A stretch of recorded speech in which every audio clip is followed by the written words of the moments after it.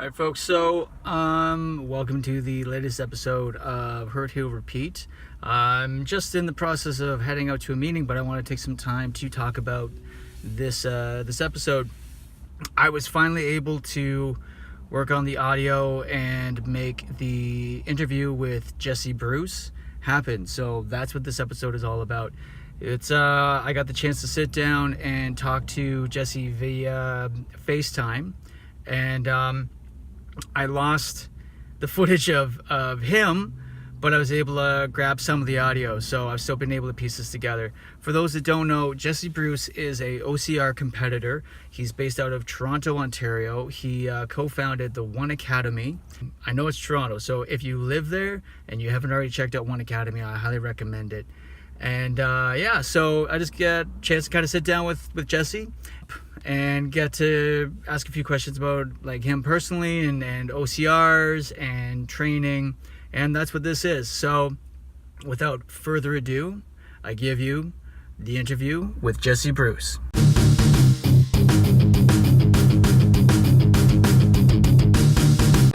Hey, what's going on, man? Just chilling. What are you saying? Not much. How you been? Good, man. Good. You?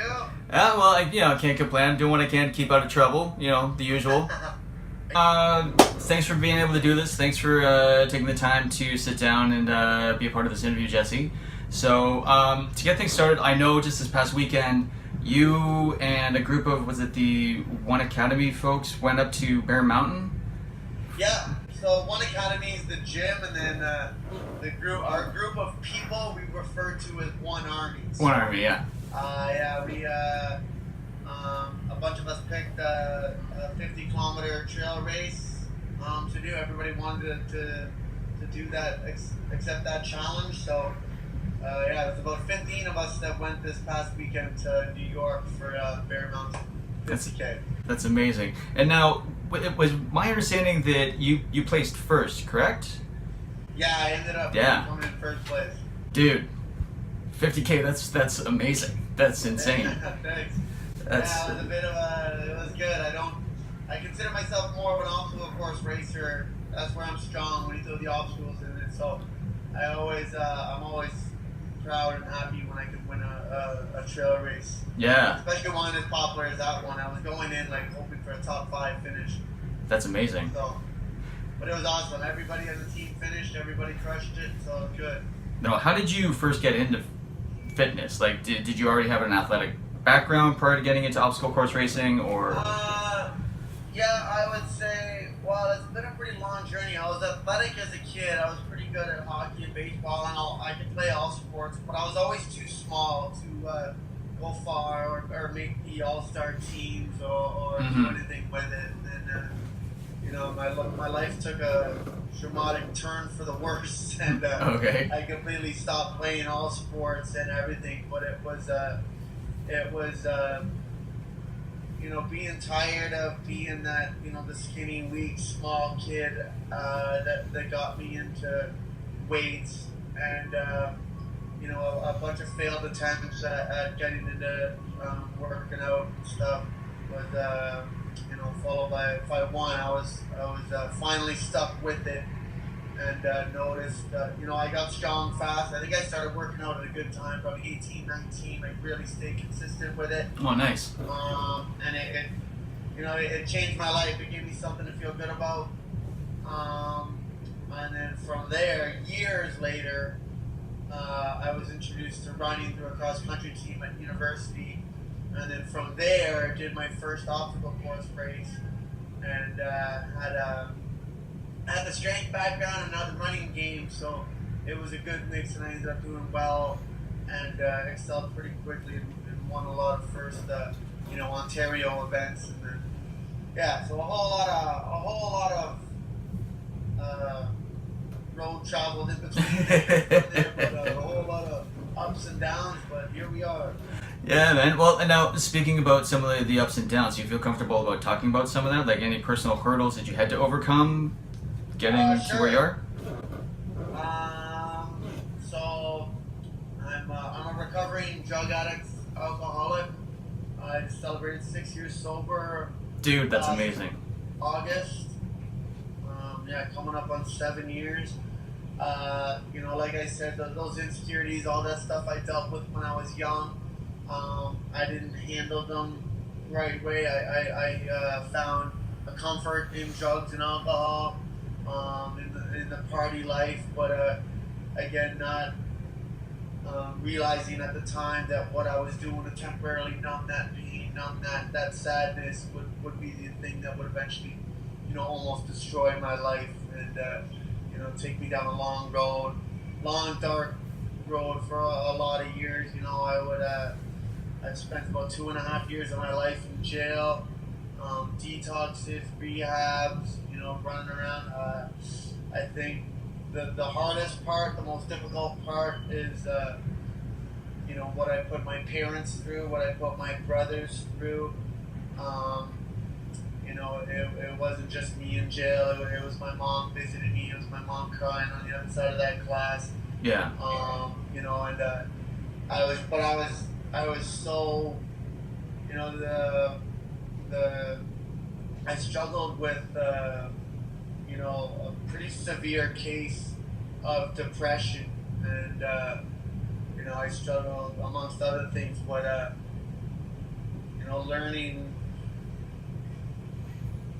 I learned that alcohol and whatever could take that pain away, even if temporarily, and I knew it would come back even worse and harder, the next day or when I would sober up again. But even just for that, that day or two of just not, dealing with it, and then it just spiraled worse and worse out of control, and there's no way out. So I wanted to stay sober, get clean for my parents, but it was too hard, and then that physical addiction takes over as well, and I was in a lot of trouble, but eventually found my way. But it was a long struggle for a lot of years, but again, we're here now, still standing, still fighting. Hey man, and congratulations on it coming up to like 7 years, because like that's huge. Thank you. That's amazing, man. Like that's very inspiring. There's only a handful of people that I can think of that can make that claim to maintaining that path for that length of time. Like that's absolutely incredible. Yeah, thank you. Yeah, Thank you. No worries, man. No worries. You've competed in a number of OCRs over the course of your life. Let's see. So, like last year, you were Team Canada. Am I correct? OCR World Championships. You remember that? I was on the Spartan Pro team. Spartan Pro team. Okay. Last year, and I represented Canada at the OCR World Championships. A lot of other people. There's Vegas for the world's toughest mudder, among so many others. Like I know, basically anytime that I've that we've ever kind of had a chance to kind of sit down and talk, you've either been coming back from some sort of competition or getting prepared for another competition. So like I know you've got so many under your belt. Do you are there any high points or low points as a OCR competitor that you'd be willing to talk about? Like maybe like the toughest race, or like that, like what you felt would be like your biggest win, something like that. Well, that tough mudder last year was definitely one of the toughest races I've ever done. So it's a 24-hour race in Good Lord. Las Vegas, the Las Vegas desert. Good. So it was going pretty well. I was about, coming up on midnight, worked my way up to about 5th place, and was in there pretty comfortable. But I didn't have the proper gear. I got real cold.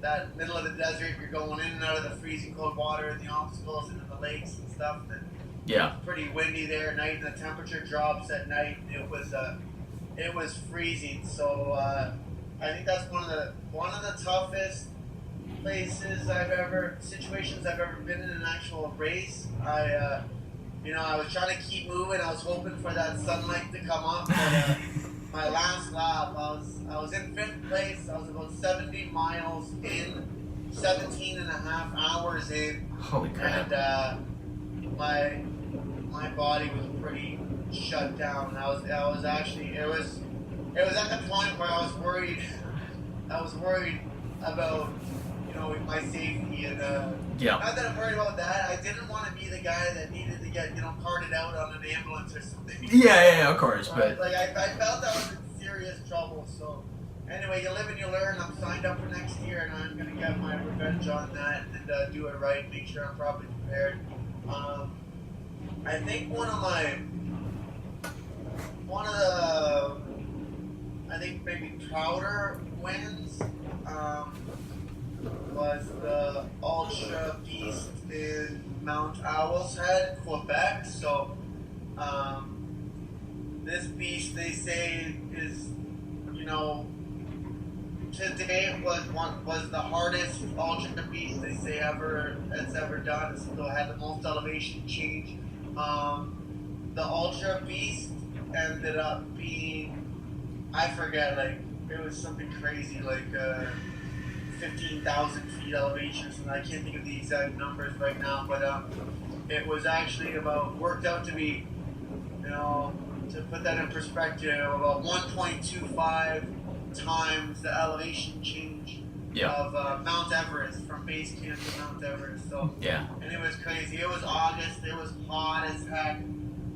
It ended up being 52 kilometers. Multiple carries. So you're lugging these buckets full of sand up this open, ski hill in the middle of the heat, and pulling up logs, tires, sandbags, and you have all your rope ponds and rigs, and it was epic. So it had like 15% finish rate. Like, people were dying all over this mountain. It was insane. I finished it in over just about 8 hours. Ended up being first place. Nice. I think I finished about half an hour. I had a second place, but it was just, people were talking about that race was legendary, one of the most badass races I've ever done. So I was pretty proud to finish it the time I did. Finish first place against a lot of really good athletes from North America. So I've been chasing that race. I signed up. I ended up winning the one the following year, but it was pretty good, but it wasn't as crazy as that one. So I signed up for a couple, one in Vermont in September. So I'm hoping that's the same amount of toughness, because that was awesome. And then No, that's wicked. Do you have is when you're on the course or you're in a competition or anything like that? Like, is there a favorite obstacle you got, or something you just look at and you're just like, oh god, not this again? Like, do you ever have those moments, or? To be honest with you, I like the carries. They're hard, they're painful, they're brutal, but I find I'm better at them. So I'm always like, okay, no matter how hard or painful this is on you, it's probably harder for the guy behind you. So just keep moving. I always appreciate when I come to the carries, because I'm good at them. As for obstacles, depending the type of weather and type of conditioning, I feel the rigs have been a problem for me, especially when it's raining. It cost me last year at the OCR World Championship, the short course. Okay. I was in the first heat of the day against all the other top athletes from around the world, and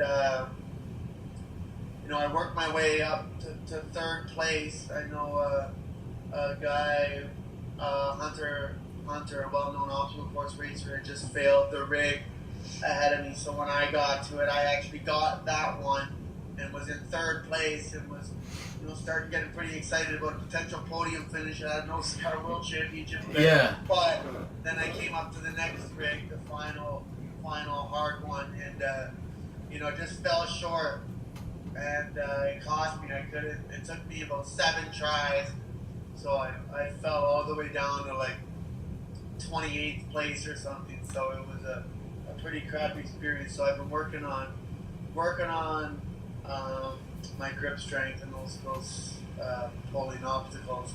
But yeah, so I love the carries. Yeah. I need to work on my grip so I don't fail it at all. One thing that I've been doing with the online series now is taking time with every episode of Road to Spartan to send out shout outs to folks who are doing like just amazing things with their lives, putting in the hard work, either to, you know, it could be exercise, fitness, or, you know, just to better their own personal lives. Is there anybody or any group of people that you'd want to give a shout out to since I got you here?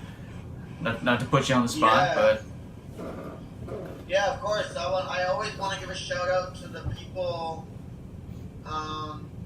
that come to my gym, our gym, really. Those are the people that inspire me and motivate me today.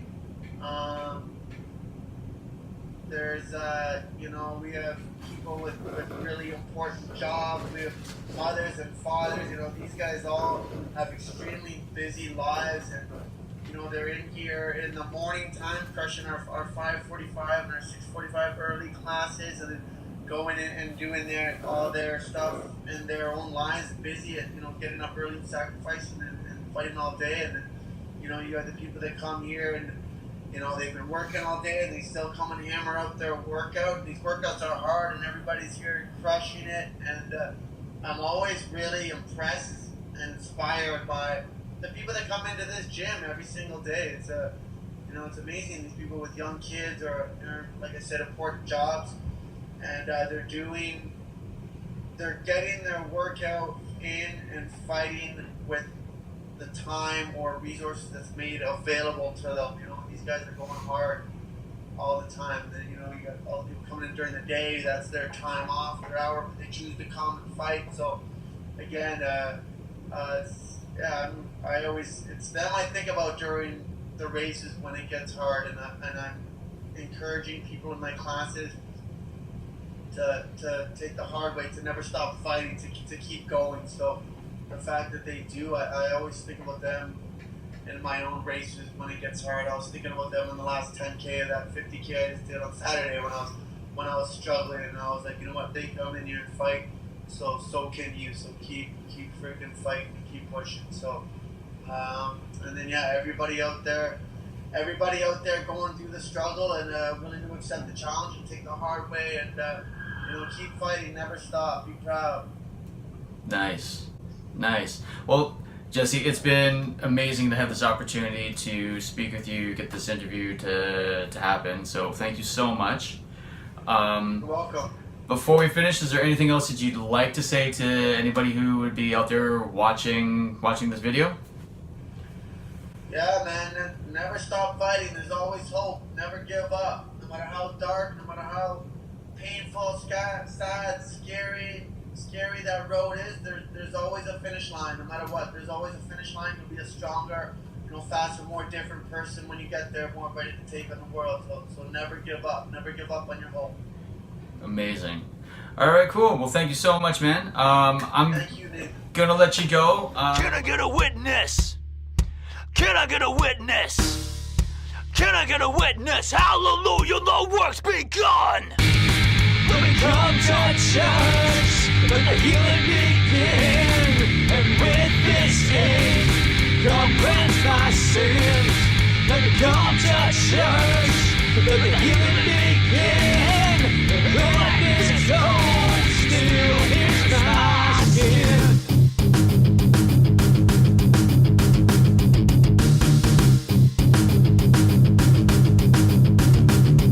I wear my heart on my sleeve as well as my neck, along with the